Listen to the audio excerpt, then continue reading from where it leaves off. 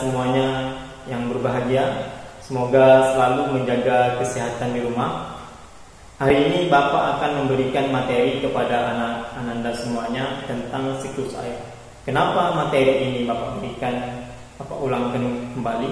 Karena nanti Ananda diminta untuk memahami tentang siklus air tanah.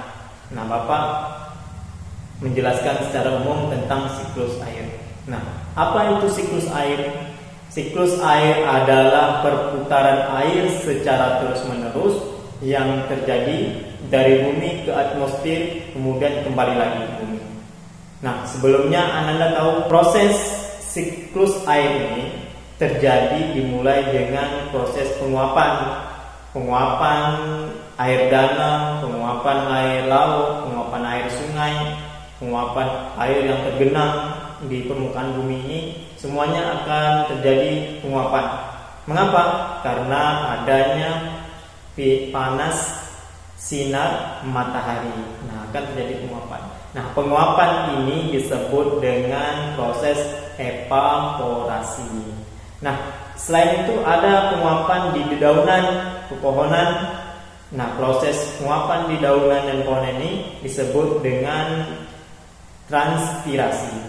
Nah, kedua ini terjadi karena pengaruh sinar matahari.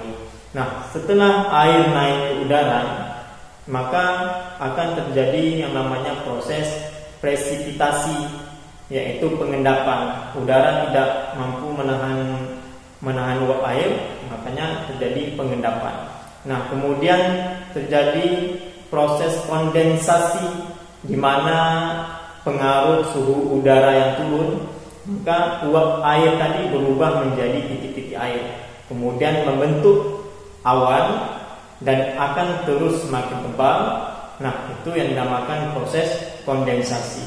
Kenapa? Karena pengaruh suhu udara yang turun, maka uap air berubah menjadi titik-titik air, membentuk awan. Nah, seterusnya awan akan menurunkan titik-titik air yang kita sebut dengan hujan. Nah, hujan inilah kembali air mengalir ke tanah, air mengalir ke sungai, mengalir ke laut, mengalir ke danau. Nah, ini kembali terjadi berulang-ulang. Itu yang dinamakan siklus air.